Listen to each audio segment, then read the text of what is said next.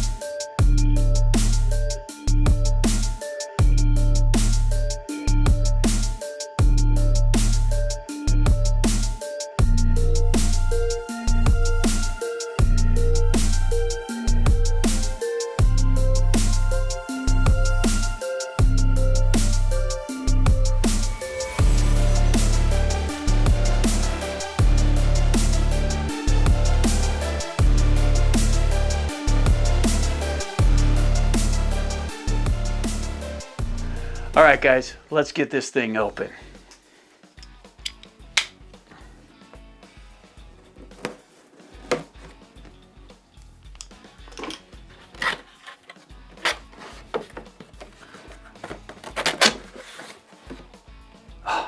Every time upside down. There we go. Check that out, guys.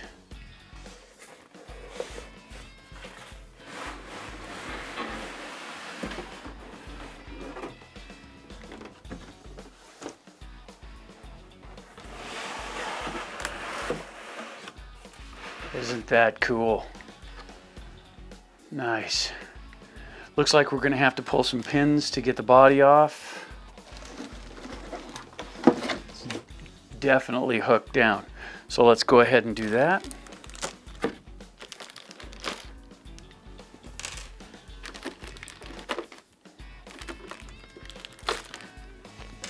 There we go. And yep, we got two big zip ties right here. Let's go ahead and get those off.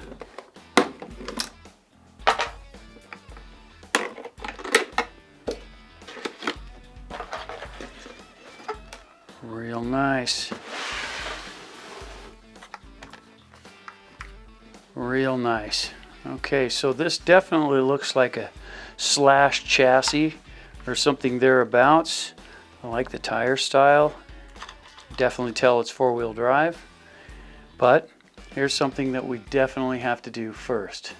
You know, generally, guys, this is a pretty satisfying thing, but the way Traxxas does it, they don't actually stick their plastic down. It's just a bag, but still, it's pretty satisfying when you get to do this to a brand new car.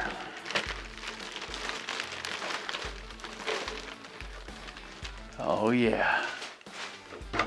Have a look at that.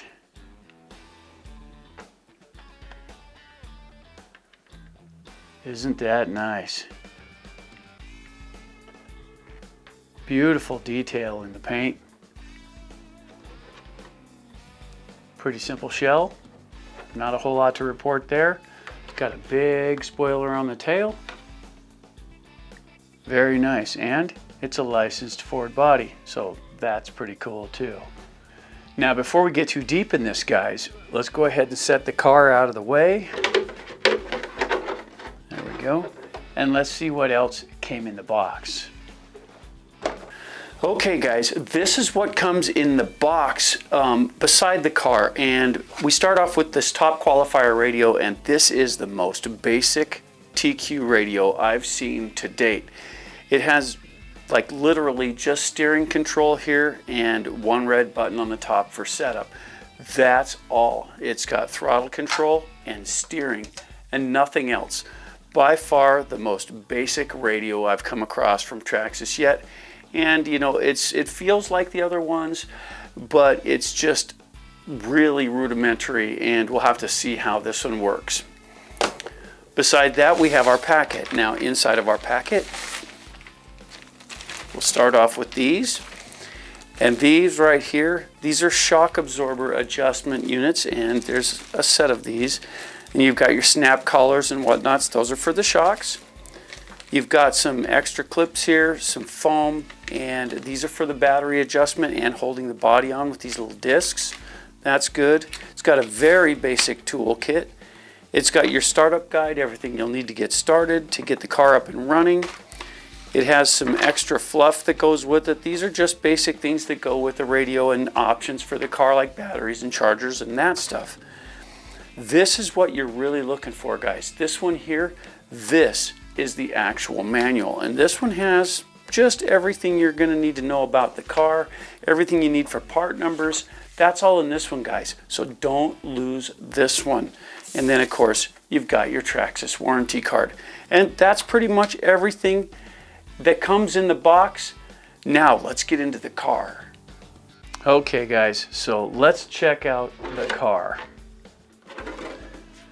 What I'm seeing in here is it does have a pretty solid drive axle. It is definitely four-wheel drive, and it is solid between the fronts and the rears. We have rear differential, front differential. This one feels kind of tight, nice. It flows easy, don't get me wrong, but it has a little resistance in there. This one, not so much. This one's more free than this one. Also, I'm noticing that it does have the plastic drive axles, and these tie rods for the steering seem awfully small, guys. I mean, take a look at those. They are little tiny right here. Can you see those? Those are pretty small. You know, for the kind of power we're planning on throwing at this thing, I'm thinking we may have to upgrade those. Aside from that, it does have the 12-turn motor in it. This is the 12-turn 550, and this one has a cooling fan and all that stuff, and this is what they've been putting out in these cars recently. Also, it has an XL5 speed control in it, and from what the box tells me, this is only capable of nickel metal hydride. Also, it has the radio we already looked at here, and it does have what looks like a middle of the road type Traxxas servo. Nothing big, nothing crazy, nothing fancy. Everything looks pretty good. Battery changeover, pretty simple. Pull the bracket, put the battery in, insert the bracket, done deal, ready to roll. So there you go, guys. Pretty straightforward. So there you have it, guys. It's a pretty simple vehicle. It definitely looks like it's built on the Slash chassis, and that is a proven platform. So I'll be really excited to get this out. I want to see what kind of gription the tires have. The offset is pretty good. It's got a nice wide stance to it. The arms, if you take a look at the arms, guys, check this out. If you look at the arms, they're pretty solid all the way around. They're webbed in really good. The chassis looks substantial. It's a nice thick tub, and it's plastic, so it should be pretty forgiving. So that's about all there is to it, guys.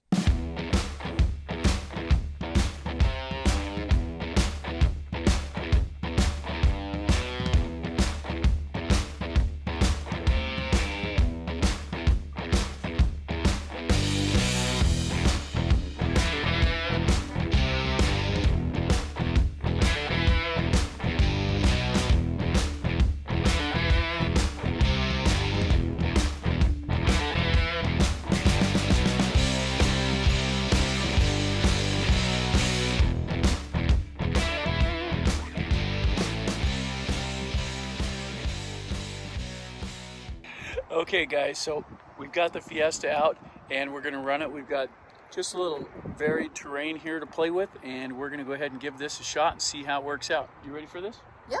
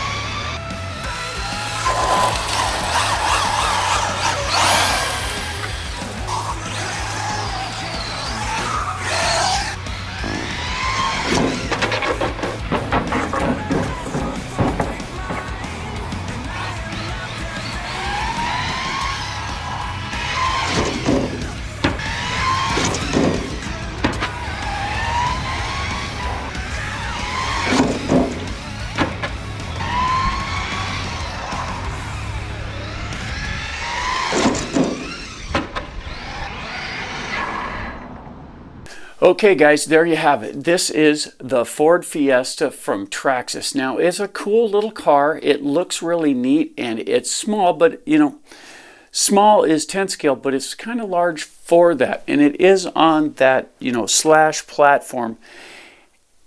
And I was a little disappointed in the car, I have to be honest guys, right out of the box. I mean, straight out of the box. We added batteries to the radio, we plugged the thing in, and I got to tell you guys, this thing was dead right out of the box. I couldn't get it to come on. We checked the batteries were all good.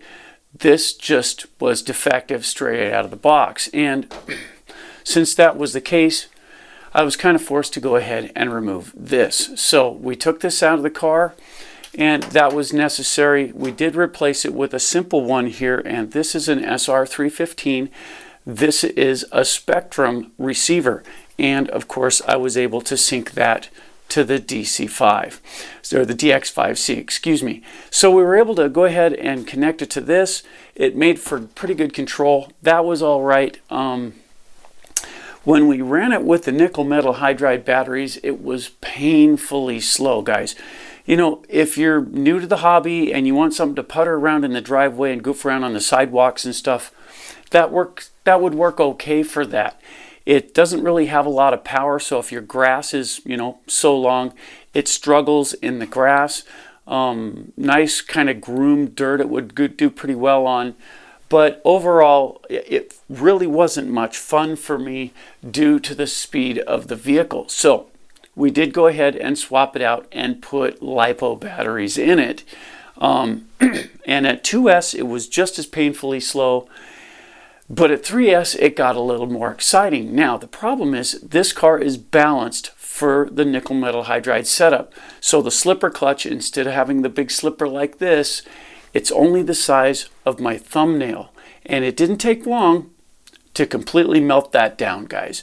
So when you upgrade that, you can't just throw that in there and expect it to hold up. Even if you try to tighten it down, the slipper gets hot enough to just melt the internals down on that slipper clutch assembly.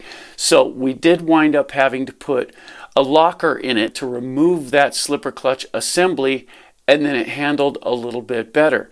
And since we went ahead and adjusted that, we put the brushless system in it, and it was even better. So once we got the brushless system in it, because when we ran 3S on the brushed stuff, it got so hot that you couldn't touch the motor. Everything got super hot. I didn't throw the laser on it. I just knew it was way too hot, guys. So we went ahead and put a brushless motor in it, and we put the 3200 kV out of the Centon in it, and we put a Hobbywing speed control in it that allowed 4S. Now, the car's not designed for that. I'm going to tell you straight up, that's not what's supposed to happen. The drive line in the center connecting the rear to the front, when it started to spin, guys, it would spin up and then it would get out of balance and it would just like a egg beater. It was really terrible. So we were able to run it up to 3S. I did punch it up a couple of times on 4S, and it is blisteringly fast. However, I do not recommend it. And that's only part of it, guys. As far as the speed and the power and that stuff goes, you know, it really didn't do what it was supposed to out of the box as far as the radio goes. And that's a disappointment. This is the first found in the box dead car that I've had yet, and it's unfortunate that it wound up being a Traxxas car. This is a cool car to behold, and it is pretty well built inside, but it's still basically just a slash in there. There's a few things different. You know, it's kind of like in the ARMA category, it would be like getting a Mega. It's got the low budget stuff inside of it, but you can upgrade it. And once you upgrade it, it becomes a lot more fun to play with. That being said, guys, that's only part of it as well. The car overall, it's cool to look at, it's fun to drive once you get it up to a speed you're comfortable with, and you know, it does run a good long time. It held up pretty good overall. We didn't actually break anything as far as components goes. It held up pretty good. We had a couple of good tumbles, we had a couple of good crashes. Nothing substantial. In other words, we didn't pile it into a post or a tree or anything. It just rolls and tumbles in the grass mostly. And you know, the tires are kind of small, but they do handle on the pavement pretty well. So the car overall is designed good. I just think I got a defective one, so that's going to skew the numbers a little bit. So let's talk about the car as a whole for just a moment, guys. You know, this isn't a very expensive car, and it's perfect for someone that's just getting into the hobby that likes the rally car style. At the speed that it comes out of the box at, in other words, what I'm saying is either the nickel metal hydrides or the 2S system. If you put that in it, and take it out and goof around in the dirt and play on the driveway and whatnot, this thing handles really well.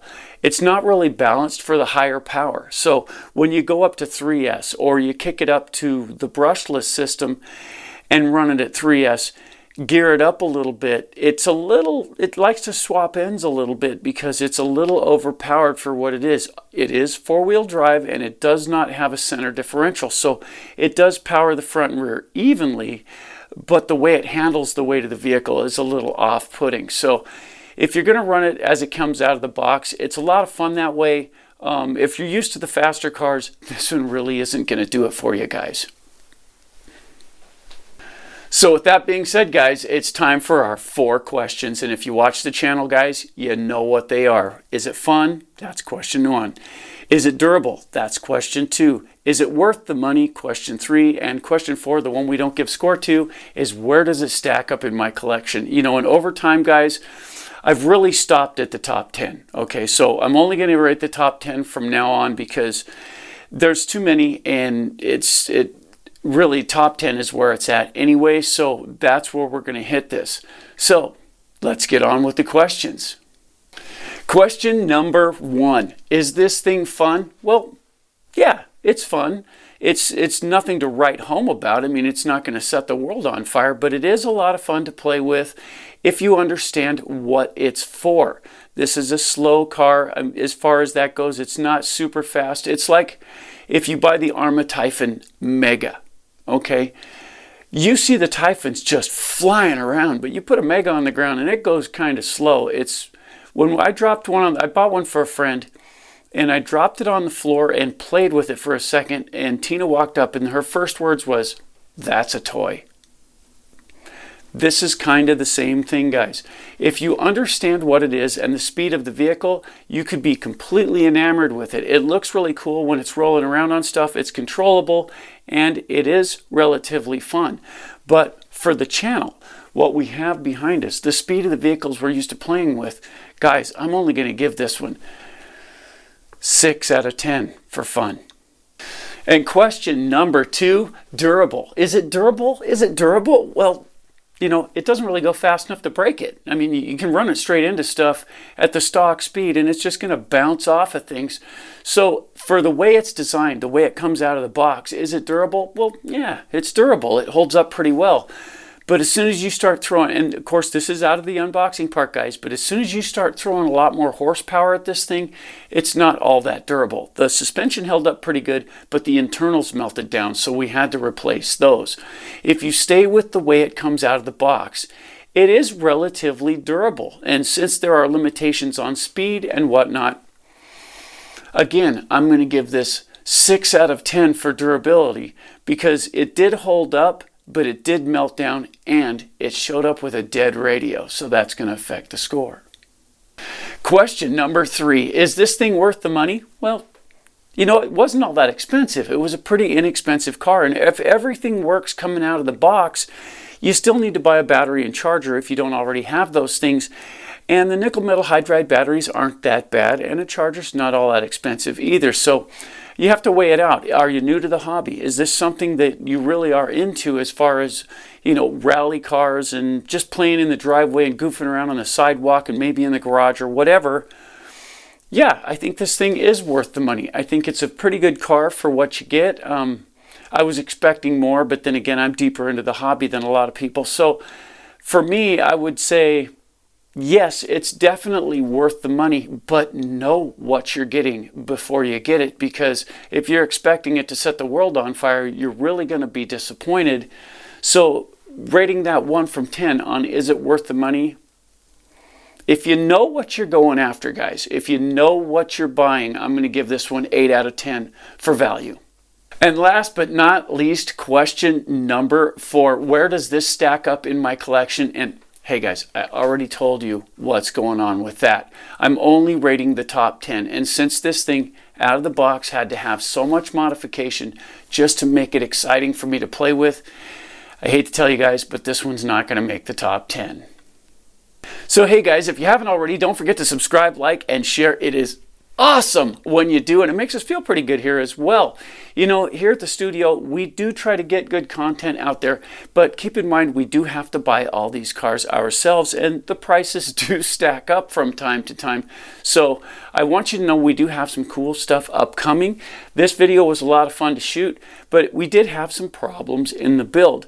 If you have any comments that you want to add about this car, you know, modifications, things that you can do to make it work a little better, switch it out, whatever. If you've got mods for this car, please feel free to leave it in the comments down below and help others along the way. Well guys, that's it. I'm AJ with AJ Jam Studio saying, keep bashing, guys.